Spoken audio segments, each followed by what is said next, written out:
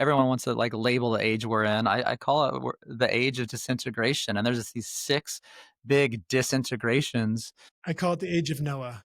The age of Noah. There you Yeah. go. There's all these disintegrations that are at play that we need to be conscious of because they're forming us or deforming us. Welcome back to another episode of the Marriage After God podcast. I'm your host, Aaron Smith. Today, I'm thrilled to have Heath Hardesty, lead pastor of Valley Community Church in Pleasanton, California, and author of his new book, All Things Together, on the show.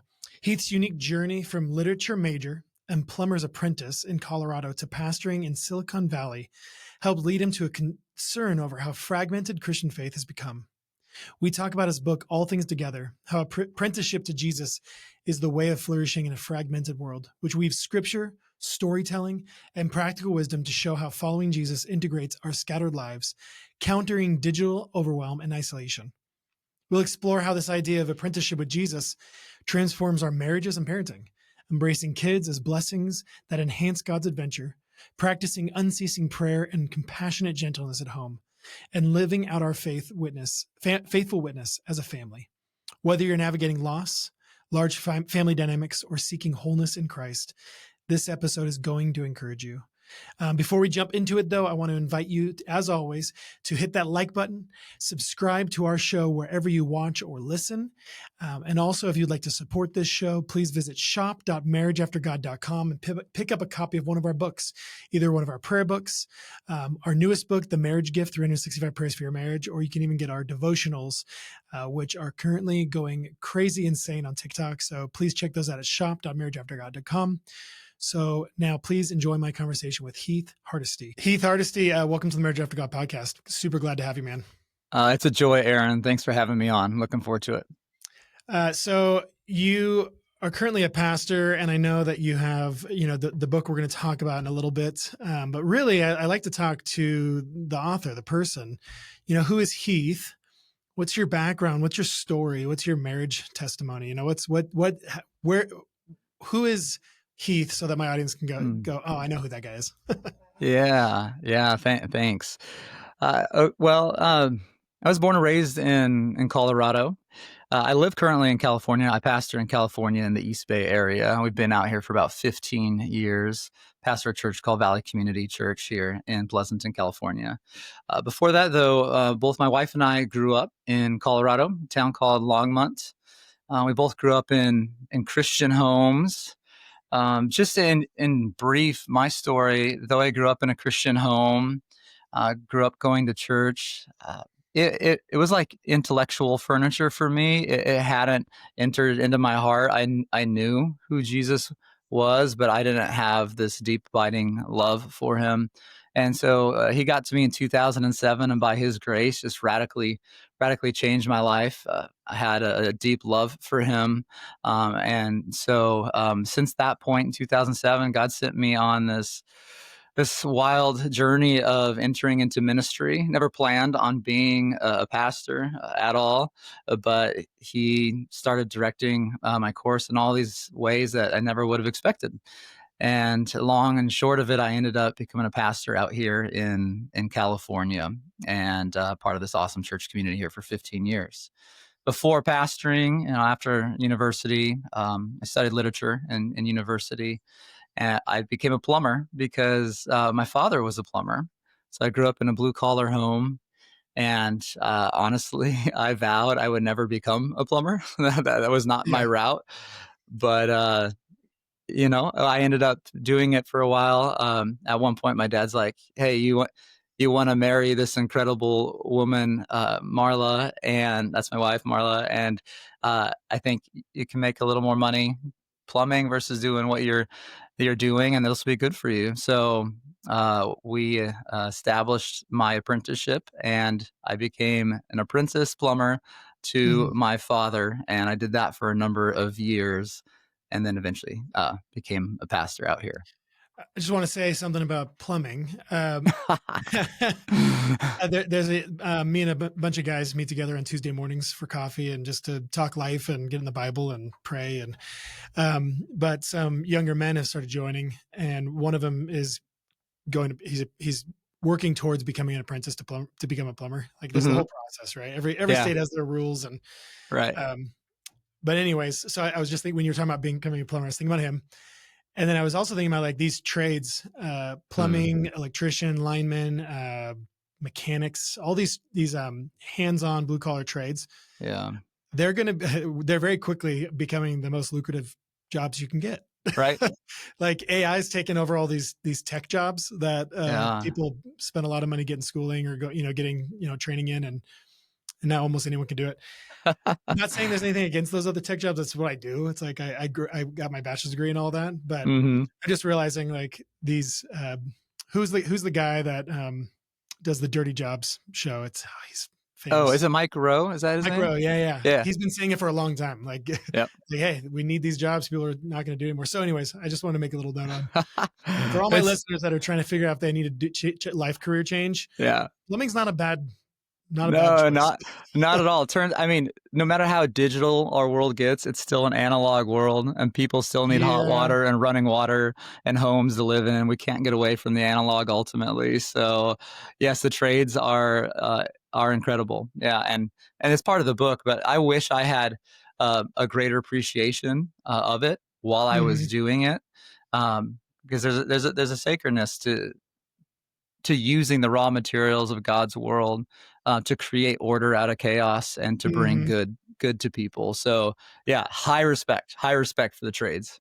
Yeah, well, and they're lucrative nowadays. Like these plumbers can start their own businesses and be busy like the rest of their life making $150 an hour. It's like it Yeah. blows my mind. I'm like, maybe I should just stop podcasting and I'm going to go become a plumber or an electrician. I actually don't know if I have the patience for it because that's a tedious thing. It takes skill to do It- those yeah. jobs. Yeah. Lots of learning for sure. So, how long have you been married? I've been married, oh goodness, 19 years now. Yeah. Dang, my wife and I were coming up 19 years. This January will be 19 years for us. So, Yeah. dude, that's amazing. It's crazy to. I mean, most of the people I interview, they've been married quite a while. So, because Hmm. believers often have longer marriage lifespans, but it's just so cool to meet people that are working through and getting past those. It's those early years. Like Yeah. you probably know this, and I mean, there's always going to be challenges, but it's those early years of just figuring out what marriage is about and Yeah. pushing through it and the hard things and getting to 19 years. That's incredible. So, just want Yeah. to say Yeah. Oh, dude, it's awesome. dude, we hit 20. I'm thinking 19 because we didn't do our big 20th celebration, and we were going to bump that Oh, to that's even next year. better. So I totally apologize. I'm like, oh no, it's Do you 20 need me because to cut this for your wife? This no, part no, out? no, keep it. She'll love it. Because we just had a baby this past year. Oh, dude, that's also And awesome. so a sweet little baby girl, and so the big 20th like celebration, we're like, all right, we're gonna like shift that to next year. So in my brain, I'm thinking 19 to 20 next year. But yeah, we hit 20, and God graced us with a sweet baby girl named Ruby this year. Dude, So we we're just like, all had right, we'll 20th celebrate our next year. So youngest just turned one like last week. So oh, like, congrats, dude. yeah, That's how old are you guys? Can I ask? Is that okay? yeah, yeah. If you want to know how old I am, I'm 47. Yeah. Really? No. Okay. If you're listening to this and you can't see it, Heath does not look 47. That just blew my mind. Thank you. I appreciate that a great Yeah. deal. I'm I feeling was it. thinking 35, maybe Oh, 40. dude, I'll take it. That's amazing. Dude, good for you. You do like you doing anything? You like jujitsu or exercise or anything, or just lots of greens? What is I'm it? trying to keep up with all our kids. I am, yes, working out more in the season. I feel like I'm more mentally healthy. My spirit, my soul feels better when my body's active. So trying to find a time to work out. Do it primarily in the evenings. Yeah. So and then yeah, it's just staying active with the kids, throwing the football with my son, chasing them around, those kind of things. Okay. I'm gonna have to talk kids for a second. How Let's many do kids it. you got? Uh, so we have 5 children. Our firstborn passed away the day he was born years Okay. ago. His name is Haven. So we have one that's not with us, and then we have four other kiddos who are. So Haven, our firstborn, was a boy. Our secondborn, Silas, he's 12. Then we have Hadley, and she's 10. Olivia, who's 8, and then Ruby, who's just about 9 months now. That's a big gap from Yeah, the dude. Yeah. Was that a surprise? Was Ruby a surprise? My answer's kind of funny. It's like, kind of. Yeah. We had always hoped that we would have, another one and never Mhm. were like, "Hey, we're done." Just because the kids have just been such a blessing. They're Yeah. such a gift to us. We didn't know if we were gonna be a family of, 4 or 5. And so when Ruby came around, we're like, "Well, okay, I guess it's 5." Yeah, That's but exactly how I would answer too, because really. my loss was kind of a surprise, but it was like, Uh-huh. also, we weren't doing anything to prevent, like, but our youngest and our second youngest is our biggest gap. So she's Mm. 5, um, and our youngest just turned 1. So that Oh, was a wow. 4-year gap. But you have I think your gap is bigger there. Yeah, and honestly, the gap has been so glorious. It's because now all of our kids are aware enough, cognizant enough Yeah, to know the blessing of the baby, and I love watching my son and daughters see the parenting and, like, see each step. I'll come home and they'll be like, "Dad, guess what Ruby did?" And they're so excited over the every bit things of that her you would have learning done. curve, Yeah. and so we're seeing the wonder of having a baby through the eyes of the other kids in a different way than we did before because 'cause they're all 2 years apart, except for Ruby. So it's been amazing. Plus, we have 3 kids who are very, able to help, to Yeah. to hold their sister, to take a walk around the house with her, to do whatever it is. But it's been a wonderful season, man. Like, I've enjoyed all of the birth and raising of all our kids, but this last one now, I feel like my eyes are a little bit more open to the wonder and the beauty of it. Mhm. Maybe it's because I'm so old now. I don't know what it Mhm. is, but I Old love and it. wise Old and and wide, yeah, right. yeah. That that's exactly what we experienced. Like, I mean, so our kids were a little older when we had, 5 years ago, we had Edith, our second youngest, but the ages they're at now, my oldest is turning 13 this year. My second oldest, is turning 11, and then 8, turning 9. Like, they're all old enough to the exact same thing. They are all participants Mm, in yeah, raising our daughter, but not like that they're responsible, but they're learning the responsibility. yes, They're seeing all those developmental things and get excited about it, which is such a cool thing for them. And because then it makes you wonder, like, well, how do I get my youngest to experience all that? Like, well, yeah. do I have to keep having more kids? How does this work? It's So gotta stop at some point, right? I guess, yeah. But that is such an awesome thing to be able to see them in a new phase developmentally as my older kids being able to not just take some of the weight of raising a child, like the changing and the watching and Mhm, those things, yeah, but it's a part of their whole process of becoming adults, like becoming moms yes, and dads themselves. They're yeah. seeing this and learning it, and then they're seeing from us. And also, the hard part is they see us when we mess up, and they're like, "Hey, like you can be a little more patient." We're like, "Oh, now you're like seeing with discerning eyes, and get to call us out on when we're not walking great." Um, That's right. but I love that, and I the reason I'm bringing this up is I love, especially in the day we live in, when just we're in like a population crisis. Not that, like, I never want to advocate just have kids. I believe Mhm, in what God's command was, which is be fruitful and yeah, multiply. We need fruitfulness, not just mhm, multiplication.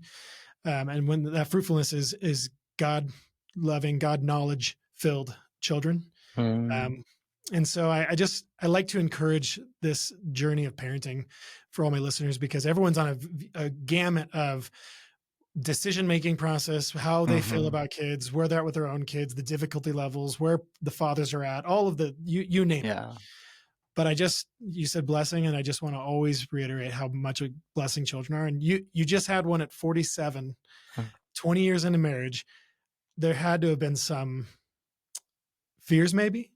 Was it, maybe not? Like, I know yeah. I didn't respond well when I heard that my wife was pregnant. Regretfully, it was but that was me walking in my flesh for a moment of like surprise and craziness, but totally thankful now. But what was your heart's like in that moment of finding out you're pregnant at Yeah. Was 46 and then 46? turned Okay, there 47, you go. but Okay, just big difference, right? It honestly, it it was excitement and joy. Then you start to do calculations and things after the fact, but Yeah, like the overall tenor, I don't know why. I think it was just a grace of God in the season. But it was excitement. You know, and then it was adjusting like, oh wow, okay, so what does this mean for the family dynamics, those kind of things. But the overall tenor was excitement. that's cool. I think if anything regarding age and life stage, it's like I want to be energetic and I want to be healthy by God's grace as long as He'll allow, so I can keep caring for my family and be present, not just wiped out, not exhausted. And so I think it made me take a good hard look at my schedule. We had already been Sabbathing, Friday nights to Saturday nights because I'm a pastor. That's my day off. Mhm, And so it's like, how do I do this well so I can be actively present for another kid for the long haul. So it mhm. had me uh, look at my energy usage as well as my calendaring and scheduling. Yeah. That's a good point. The moment we had our Uh-huh. 6th, you said the calculations. I mean, it was like, Totally. okay, so 41 in 10 years, Yeah. I'm gonna be 51. Yeah. And like, and then I'm realizing like I'm gonna have a 22-year-old, a 18-year-old. The whole world's gonna be different in 10 years.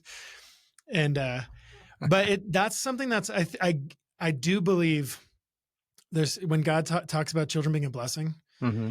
that he blesses us not just financially, not just physically, not just mentally, like in every aspect. Again, it's going to look different in every level because God Yeah. is working all of us in different ways. But the men I know that have large families, they seem like the youngest men I know. Mm. They're not, they're older than me by 10, 15, 20 years, but they have life and energy and they're and excitement. And it just seems like you like you said yourself, you feel really good at this age, almost better than you ever have. Yeah. And I feel like kids do that. It makes you like, especially when you have more kids and when you get older, you're like, I have to change my schedule. I have to focus on my time. I can't chase these things that I may have used to want to chase. I have to Mm. pull back on these things. I also have to, be wiser in how I'm, building our, business and finances for our home and managing that. And also what are we doing with our kids? What Mhm. time are we investing into them? What places are we visiting? What things are we experiencing as a family so that they have memories and also life experience? And you just don't get that without kids. Yeah. And I'm not trying to put down people that don't have children because there's some that can't or have had Mhm. difficulty, but I know that their hearts often are like, I want children because that's what God's Mm. put in us. And I just think that's so amazing. It's that design that God gave us and how families are formed. And I think it's super encouraging that you're at 47, you just Yeah. had another baby, and uh, that's incredible. 20 years in, Yeah. fifth child. I also, if you're okay with it, I want to Mhm. say I love that you include your son that you lost, Mm. um, because he's still your son. And Yeah, thank you. I'd appreciate that. And that was a decision that Marla and I came to after losing Haven all those years ago, and then having other kids. And we wanted to talk about him. mhm, We wanted to his name not to be, like a hush or whisper around our home, yeah, but something that is just part of our family story. So our kids all know about Haven, and sometimes in their this sweet, kid like way, they'll say, "No, I wonder how Haven is, or I wonder what he would think about this. I yeah, wonder if he would like Legos like me. I wonder what." And instead of it being a real melancholic thing, it's a way of honoring. It's a way of like embracing God's grace in our life, because God's grace carried us through those mhm, really, really painful times. And not that there's no sadness, because there is, but there's yeah. hope. There's great hope with it. And so, yeah, he's part of our story, and our kids will mention the name Haven often. Something we did in I used to be a pastor of a home church. We just Mm. recently, like a few months ago, winded that down for different reasons. But Um, Never wanting people to feel like they can't um, celebrate or mourn like Right. children they lose, like miscarriages, because those Yeah. children are children. Absolutely. And it's one of those hard things about believing that life starts at conception and believing that God knits the children together in the womb, Yeah. that He fearfully, wonderfully makes us, that every human life has intrinsic value because they're made in the image of God. Yep. Is we cannot pretend that it didn't happen, Yeah. and it's okay and good to celebrate and mourn, Yep. no matter how long that life existed. Yes. And so we've always tried to encourage that, which is it's a hard thing to do as a pastor. It's a hard thing to do as a friend. Like, Yeah. hey, we want to mourn with you and also celebrate that Yeah. So we Absolutely. when L we were go ahead, sorry. I was just gonna say lament is Yeah. a faithful practice of followers of a good God, and lament isn't simply, just expressing pain, but there's an orientation. It's bringing that to Him, and expressing the ache and the pain, and then asking for Him to do something with it that only He Mhm. can. To bring restoration, renewal, ultimately resurrection through it, and then trust anew, like have a new Yeah. galvanized hope in Him. So, like, I'm with you. Like, it is good to enter those things, not to numb them or spiritually bypass them, but enter into them and trust God with those tears. When you say that, there's something I don't want to say like evil, but wrong about trying to, like you said, spiritually bypass, Mhm. hey, God's got him anyway, and maybe this Yep. is better, maybe like those kinds of things that we'll try and say to ourselves Yeah. to avoid the pain. Right. And the first thing I think of is like Jesus going to his best friend's, like he's dead, Mhm. and he cries. Yeah. He weeps over the loss of his friend, even though he knows what he's about to do, what God's going to do through him and raising him from the dead. But the lamenting, that weeping over the loss of someone, and also weeping for the pain that the friends and family are feeling. Yes. We can't, it's not good to bypass those things. And this is funny for me to say, because I struggle with emotion in general. I'm a Mm. very, I don't want to say melancholy, but what's it? Stoic would Oh, be the okay. word. Like Yeah. I have a hard time with high degrees of emotion. Okay. Um, but I also, I know that that's a fault in me. That's an area that actively asking God to like hone and Mm. fix Yeah. in me, because I do need to be able to feel the right things at the right Mhm. time. And yeah, I appreciate you sharing that about your first son, Mhm. because even though he's not with us here, he's still your son. And I think Yes. when you get up into heaven, he's going to run and he's going to embrace you guys, and you guys are going to know him. And Yeah, I think that's amazing. yeah. Well, thank you for asking and engaging that and not just letting that slip by. That is honoring. And again, like, we have a faith of incredible hope, and I love the realism of the Christian faith. Right? Mhm. It's not just an open, empty tomb, which is incredible, but there's a cross, and there's the day of silence. And if in somebody's loss, we just quickly get to the cross and don't the tomb, excuse me, and don't acknowledge the tears at the cross or the darkness of Saturday, we can trivialize what they're experiencing, and so our faith is a fully Mhm. fleshed faith, full of tears and joy, so to enter into it with them, and the power of presence, just being with somebody like Mhm. in that, versus just offering just because we want to say something, right? We want to make somebody feel good, and we want to help, we Yeah. want to care for them, but often those good intentions can come out in ways that can trivialize or cause pain. So just the power of presence, being with people, weeping with Yeah. them, is so important. Yeah. That's something I can do. I could be with someone in the midst Yeah. of, but I don't know how to engage with the emotions of it. It's Mm. Yeah. so something you could pray for me, actually. Yeah. I appreciate you Um, sharing that, Aaron. yeah. We have some friends going through some pretty uh, painful, terrible stuff, and Mm. we pray for them, and I offer, I'm like, hey, can I come and be there with you? But I'm terrified in my heart of being in the midst of it, because I don't know how to Yeah. handle that stuff. So Mm. pain and death and sin, all these things that are very painful. Um, Yeah. But this is a great transition into All Things Together, Mm. your book you wrote, um, Mhm. and it's essentially on this idea of a fully integrated faith. Is that Yeah. correct? Is that a good assessment of the direction of the book? Yeah, yeah. The project is a very integrative project, bringing together the pieces of our world, the pieces of our faith, and how it's apprenticeship to Jesus, union with this Jesus that ultimately leads to flourishing Mhm. in a fragmented world, which is basically the subtitle of Yeah. the book. Yeah. So what led you to you were a plumber's apprentice. Mhm. Was that your first main like career path?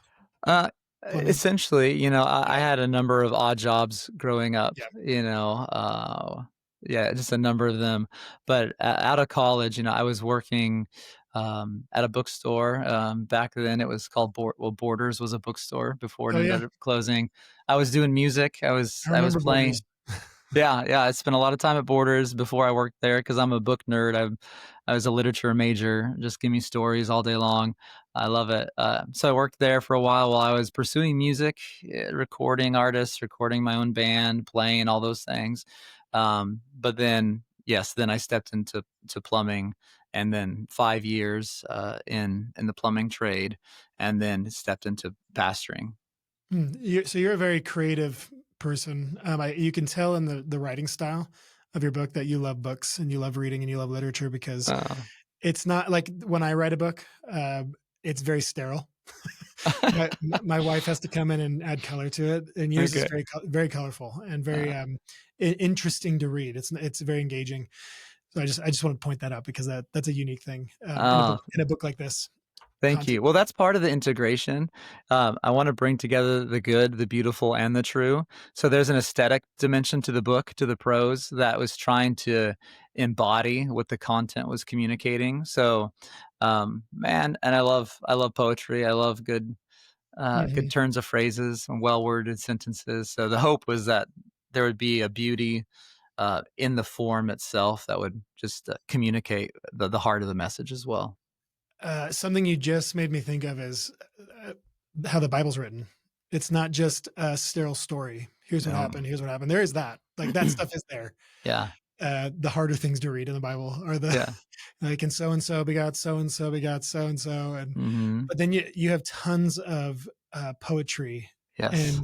and you have tons of uh, proverb and the way these different writing styles, and it's not just a singular, which shows the beauty of how God created the world. He understands how the different personality types and the different natures that we have, um, and it just plays out in his word, which is so cool. First of all, have you ever read a book called "The Word of God in English" by I think Leland Ryken? No, I mean, I love Riken, but I've never read that one. Really? So Uh-uh. he's a literary professor, I believe. Is that what I think? That's what he is. And he writes a book on the beauty of the Word of God and how it's written. So Oh, he's not awesome. coming at it like commentary or saying this Bible's better than that Bible. Although he talks about the different. It's one of my favorite books on this topic is Mm. about the different uh, schools of thought on translation. Okay. Dynamic equivalence versus Yeah. essentially literal, Mhm. and showing the power of one over the other and why we should lean towards Yeah. essentially literal rather than dynamic equivalence. But he talks about the beauty of the King James version, and not that he's saying it's the only one we should read. Mhm. He tends to push people towards ESV, but that made me fall in love with just the literature of the Word of God. Like when I read it, I'm like, Yeah. oh, this is like just fun to read. Like Yeah. it's written so beautifully, like the poetry and the artistry Mhm. and the. So I just brought that up because you did that with your book. Oh. It's not just a book that with like here's some ideas and here's a story. It's you wrote it in a very poetic and creative way, and Mm. I think it's worth noting because I'm sure there's a lot of my listeners that love reading interesting books, and this is one of those. So Well, thank you for that, and my hope is to really, engage the imagination, right? Not just to transfer some data about theology, yeah. but to really engage the information or the imagination and let information be a part of that. Mm, But, yeah, thanks for saying that. That makes me, yeah. quite happy. So, what led you to want to write a book on this subject of integration and all Mm, things together? And I know we keep saying the word integration, and I'm pretty sure people have all sorts of definitions of what we're talking about. right. You're talking about a life that is not segmented in sense of Mhm, like, well, I have my faith life over here, and like on Sundays and on mhm, Wednesdays, that I'm Christian over here, but then over here I'm a plumber, or I'm mhm. executive, or and then I have my job over here, and then over here I have my hobbies, and everything's like separated, and nothing's whole, nothing's integrated. Yes. That's what you mean by integration, is our faith being fully integrated into every aspect of our life. Would you like to dig into like what drew you to this topic? Yeah, yeah, absolutely. So after stepping into the pastorate and, being a green pastor, trying to figure out how to care for a community, and then over the last 15 years, seeing that so many people struggle with having bits and pieces of an understanding of what does it mean to follow Jesus, but not having a storied, and again to use the word integrated or holistic understanding or Mm, imagination of how it all fits together. It just kind of leaves us juggling a lot of bits and pieces. And so, what my hope was to try to find a way to bring together, to hold in tension all these beautiful facets and pieces of what does it mean to be a follower of Jesus, communicate it in a very a coherent and accessible way that does connect with goodness, beauty, and truth, to help people make sense of the varied experiences of this world and what does it mean to follow mm, Jesus. So, um, thinking about my own journey as an apprentice plumber, as a follower of Jesus, growing in this process of sanctification, I just really wanted to pull together something that was helpful for any individual, whether they're a Christian or they're exploring Christianity. Like, what does this actually mean to follow Jesus above and beyond getting some data or some doctrine in the head, and how do we walk this out as fully embodied beings? And so that led ultimately to the writing of this book. This is stuff that we've been exploring at our church for a number of years. It's embedded in the bloodstream of our church family here. I teach a class on it, and so it just made sense to put it into an artifact, so to speak, and flesh it out that way. So the all things together, which sounds like it's coming from the scripture, God works all Yeah. things together for good for those who love him and are called according to his purpose. Uh, but the apprenticing part Uh-huh. comes from your plumbing background as Yeah. an apprentice plumber. Did you ever make it to full on plumber? No, so, ultimately it goes apprentice and then journeyman and then Yep. master. So I remained in the apprentice category because ultimately we knew I was gonna step into something else, although we didn't know what it was. So, no, Yeah. in that category, I'm still an apprentice. Aren't we And all I right? will We're always all be, yeah. yeah. So no So master plumber here. That's my dad. but you use that life story as a illustration for this Mhm. concept. Why? What is if Yeah. a lot of people are going to, like oh yeah, I'm going to follow Jesus. Mhm. I love Jesus. I love the Bible, and I go to church, but maybe I don't feel like an apprentice. Like what is Yeah. unique about an apprentice? What that wording and how it encompasses what you're talking about? Yeah, absolutely. Thank you. So, there's a couple pieces on that. First, like I love the word disciple. It's a biblical word. That Mhm. word comes from the Greek word mathetes, which just means a learner. And so, there's nothing wrong with the word disciple. So, I'm not like eschewing the word disciple and like trying to Yeah. come up with something cool out of my own. The Um, discipling isn't a word. yes, that's right. That's Discipling. that's right. So we're to be learners, but the Yeah. problem is in the Western evangelical context. Unfortunately, what's often happened, with that word is it's suffered from reductionism, and it's been reduced to like I'm gathering more mental knowledge, right? So Yeah. to be discipled, or going through a process of discipleship, usually primarily in the West, means like just more Bible studies, and I'm all for studying the Bible, Yeah. and more theology. And trust me, like I'm for theology. But what I love about the word apprenticeship is the connotation of it is more bodily. I just asked a class this last night that I was teaching. I said, so when you think about an apprentice painter or a carpenter, what do you think they're doing? And someone's like, well, they're painting, or they're Hmm. nailing the studs. There is a use of their entire being, their body in it. They're not just taking notes and watching lectures on painting, right? They're Yeah. actually then walking that out. So there is the mental component, but there's also the getting it into your myelin sheathing, right, into your muscle memory and your nervous system. So when I was with my dad as a plumber, and this goes into the paradigm that's at the heart of the book. I was with him. So just say it this way: there's no apprenticeship that is not relational. Apprenticeship is Exactly. always relational. There's always a orienting relationship. And so for me, that orienting relationship was, not only was he my dad, now he's going to be the master plumber and I'm going to be the student. So that's the union. I'm united to him as an apprentice to the master. Hmm. Then what that union led to was a whole new way of being, because now my days were being with the master plumber in bathrooms and crawl spaces and vaults and on the plumbing truck, having dialogue, watching the master plumber. That's abiding. So union leads to abiding and obeying. And that Hmm. abiding with him ultimately led to obeying, right? Because my job wasn't just to be a voyeur and watch him fix pipes.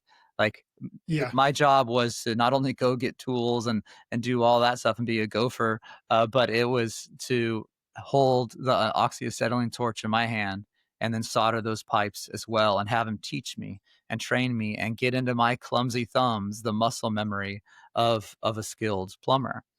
And then ultimately that abiding and obeying leads to imaging, that then I would begin to look more and more like the master. And That's so multiplication.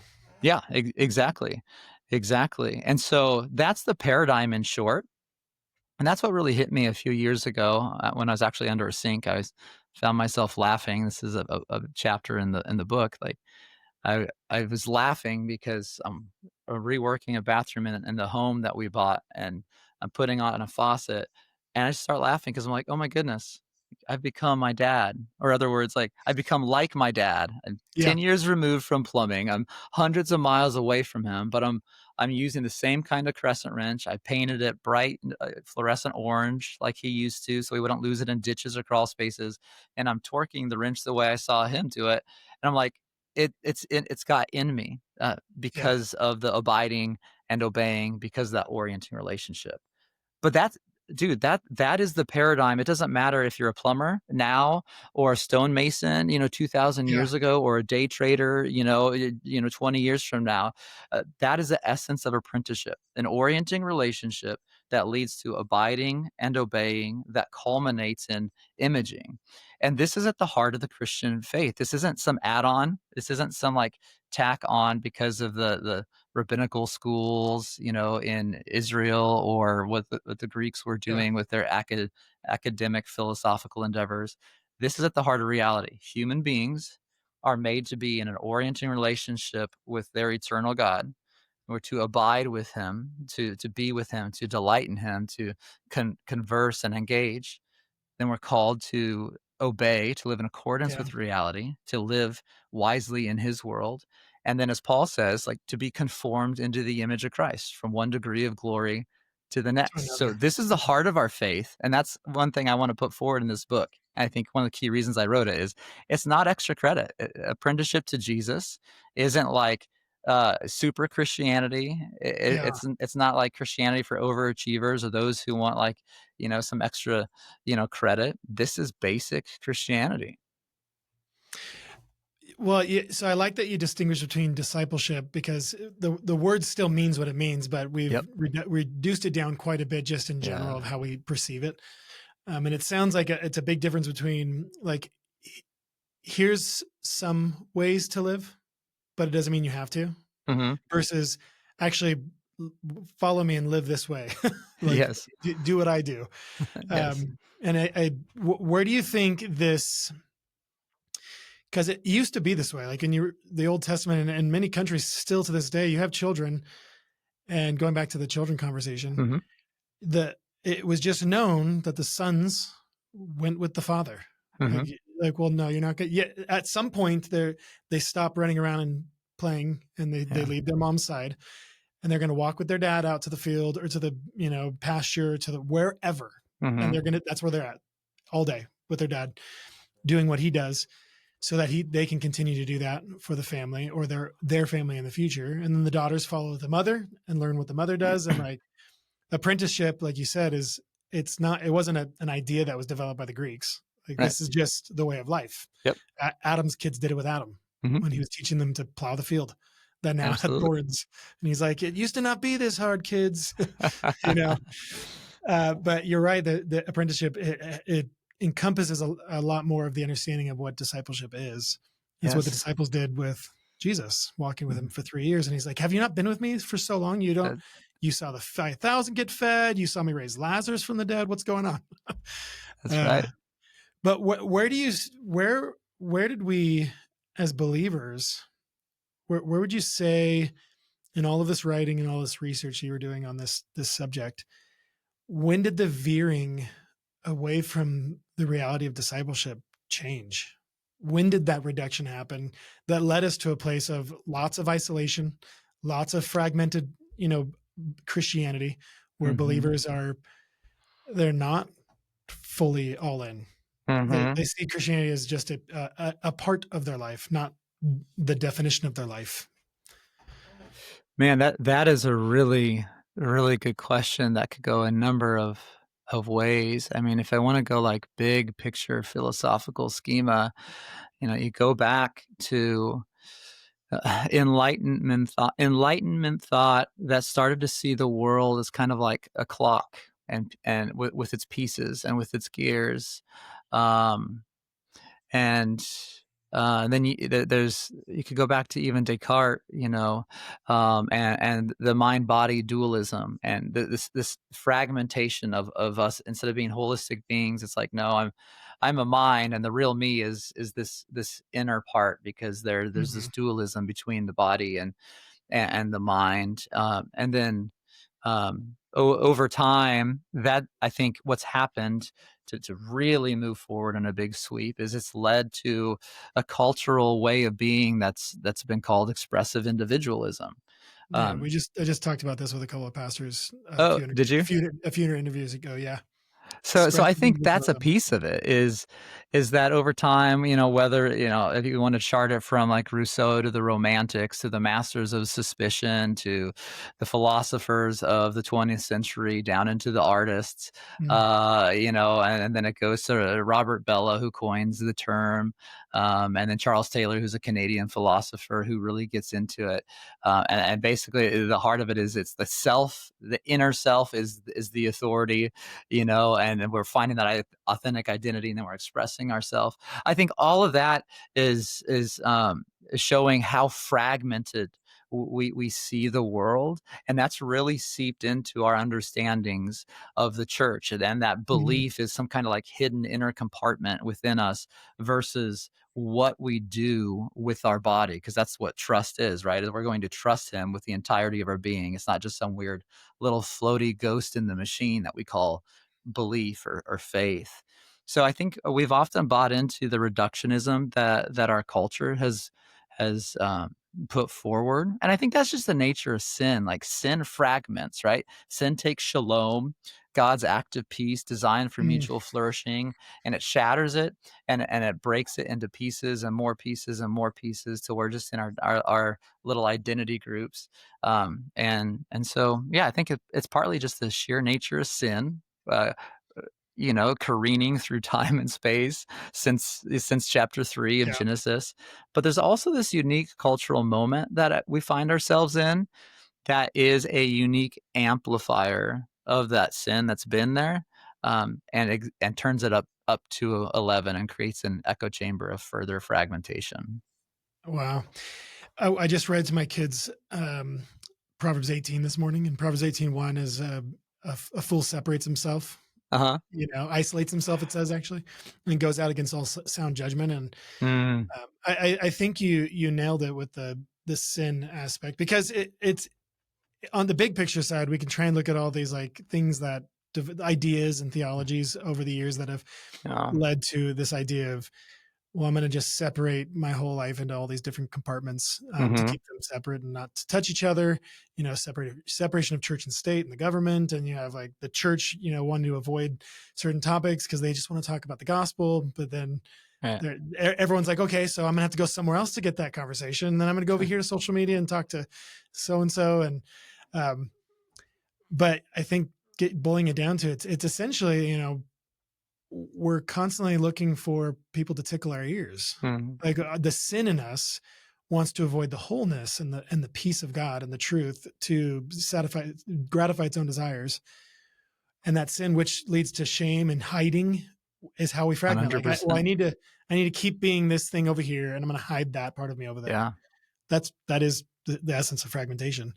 Yeah. Um, and I think about a long time ago, the Bible Project did a series on Genesis, Mm.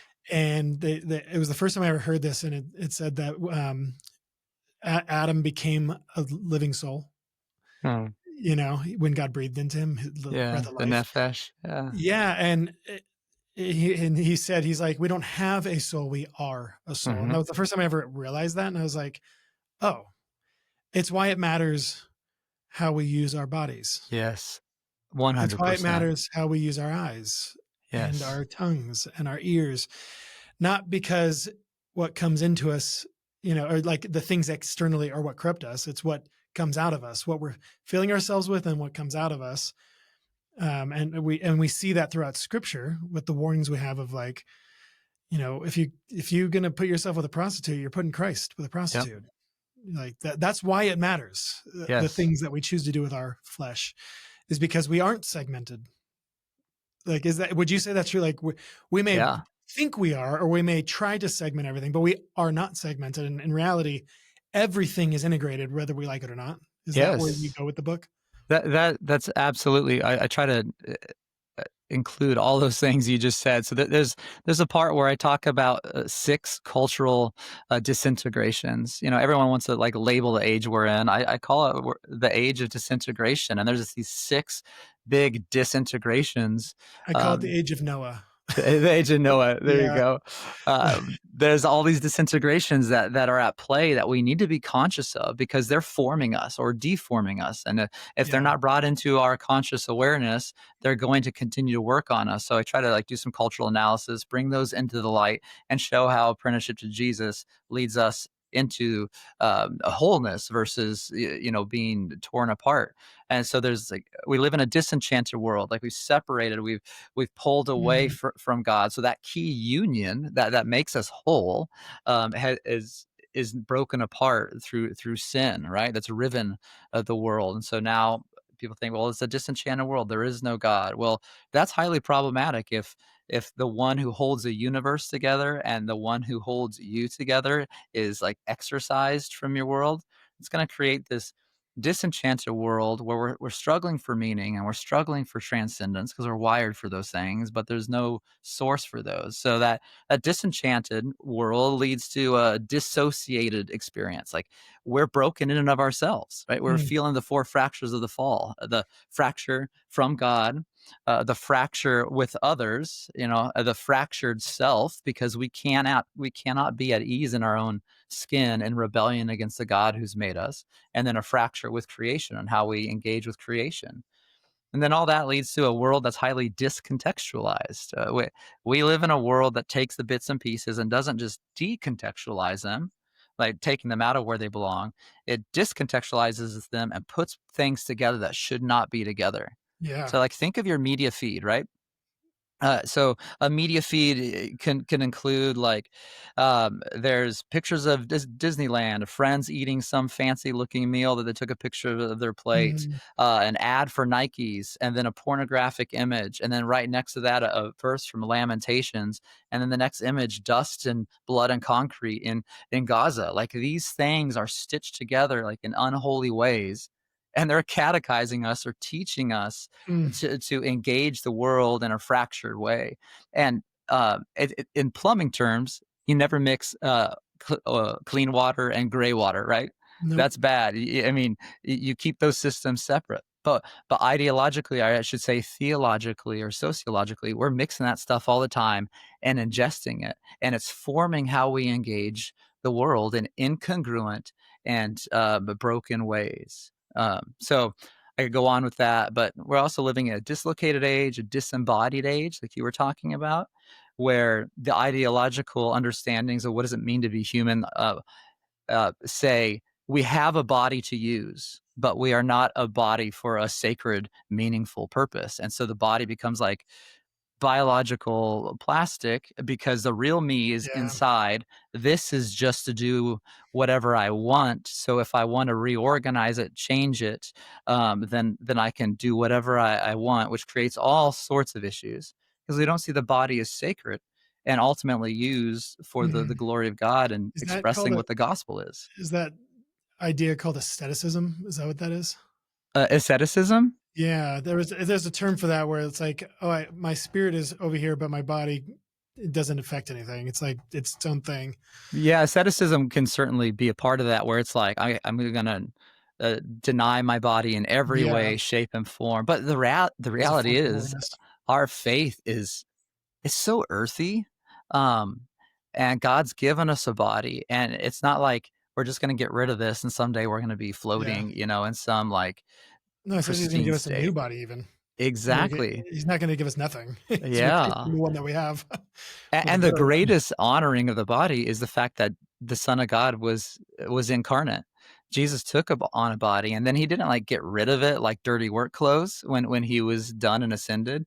He has a heavenly body. He is fully Yeah. God and fully man and rules and reigns with that resurrected body. So our faith deeply, deeply honors the unity and the sanctity of the bodies he's given us. Okay, weird tangent for a second. Well, you talked about Jesus' body and that he put on flesh. Hmm. Um, this is a theory I have, and so I don't want to say like this is the truth, but I think it's true. I think it's true. My kids, I mean, they ask the best questions, and it makes me think about things that I never thought about Yeah. before. And they're like, "Well, why did Jesus make us look like we do? Mm, Like hands, a head, feet, like all like we look like a humans because God designed us to look like the way we do, mm, and we're made in His image, and then Jesus came like us." Right, in the form of sinful man, not a sinful man, but in the form of one. mhm. And my theory on this, and it's just a weird tangent, but I actually believe this is what Jesus looked like. Like he didn't like invent the idea and then Mm. come to look like a man. I think we look like this because this is what Jesus, like as a man, like this is what he looks like. So it's my theory on that. So But that you're that right. our Yeah, form is an echo of the pre-incarnate. of pre-incarnate Christ, Mhm. his form. So instead of him Yeah, taking on our form ultimately, like we were we are created taking in on his his image form. Yeah, in that structural way. Yeah, fascinating. I I think I need to take a long walk and Yeah, process I that. mean, I don't know what I don't even know if it has any effect on anything at all. But like the big questions of like why, I think like, oh, maybe like we are actually in His image. Like men and women look like men and women because that's what Christ is. He's a Yeah. man. You know, he That's has two awesome. arms, 2 feet, and those were nailed to a cross. And so, and it's also interesting. Also, just another side note that everything in creation.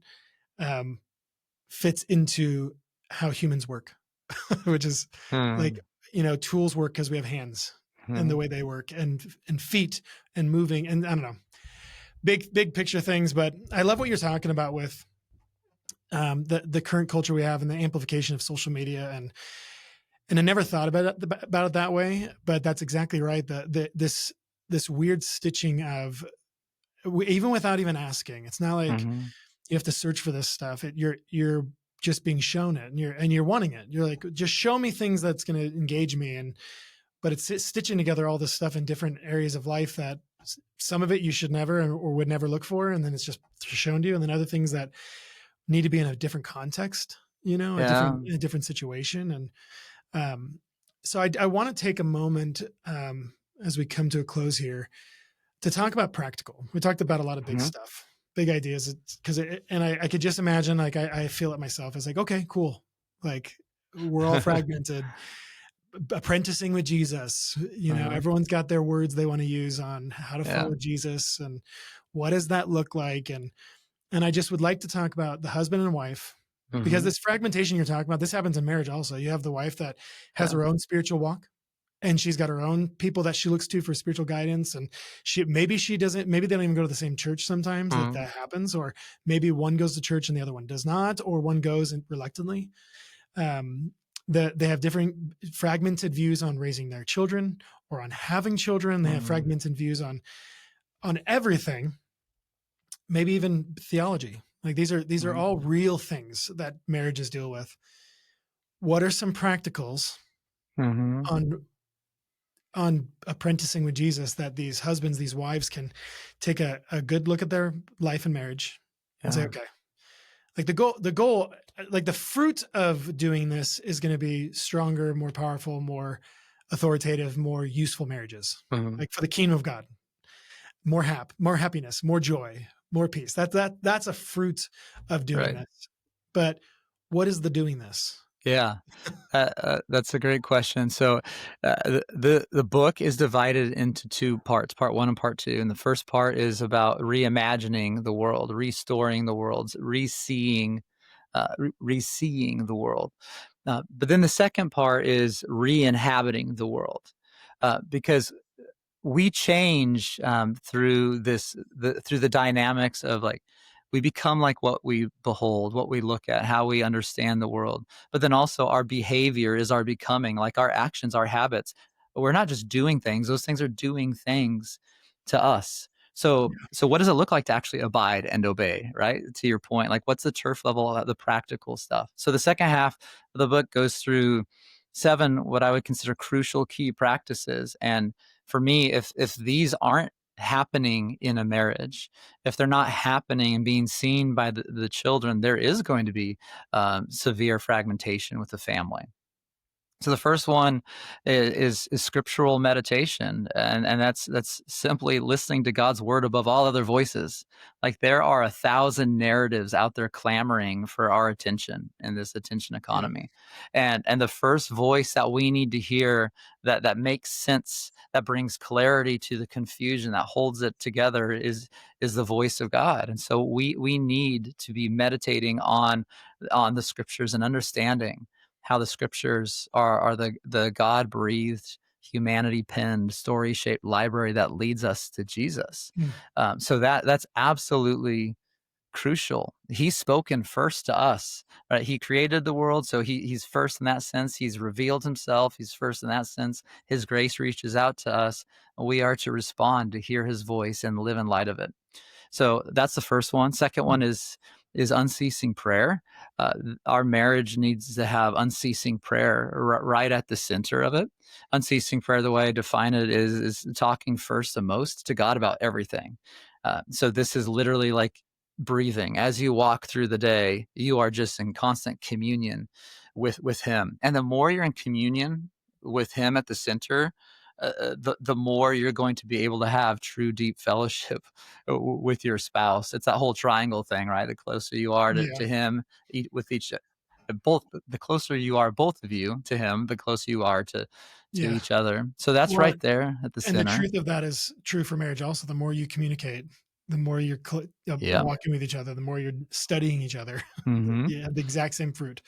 Yeah. And the more you're in true fellowship with God, and He's revealing to you your own need and your own brokenness, a corollary with that should be humility and Mhm. being able to say you're sorry, or I was wrong and I still need to grow in this area and the Lord's working on me. Will you forgive me? And it's that kind of stuff that will bring you into greater intimacy and alignment. So those are the first two practices. I'll keep it short with a number of the others. Life together is simply the practice of living in a confessing community, of being known and knowing each other. So that's meant to talk about the church, but that's also Yeah. family. Like, Yep. if I don't let myself be known by my wife and she doesn't let herself be known to me, and if we're not confessing Jesus as Savior and confessing our sins to one another, we're going to live in alienation and exile from one another. So that's absolutely key. Um, Unhurried presence is the next one, and man, if you're not in unhurried presence with each other, you're going to be missing each other all over the place, because you're just rushing and doing, and you're Right. not being present to God's That's a really good presence one. in your life. It's a really Um, good one.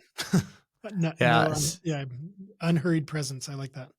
yeah. If your home is frantic, if your relationship is frantic, and your kids see that there's no time for spousal love and care, they're going to pick up on that, and then they're Yeah. going to echo that. They're going to multiply that. But if they see, man, uh, mom showed complete, like, non-anxious presence in that crisis, or dad was here and he was present and he tended to mom and cared for her when she was struggling, like, Mm, that ministers to them in ways that are so beyond what my words can capture.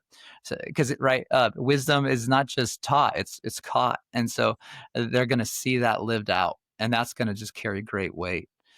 A few others to practice are joyful generosity. Like, we're made in the image yep. of the most joyful, glad being in all existence, and we're to And carry our most Father's. generous giver. Yeah, Yeah. he's the generous giver. So if our kids are seeing stingy parents yet preaching a generous giver, there's going to be a lot of dissonance and disconnect. So we should gladly give away to others what God has gladly given to us. Mm, And then this one's huge, man. And it might sound weird to some people that this isn't a list of practices, but compassionate gentleness.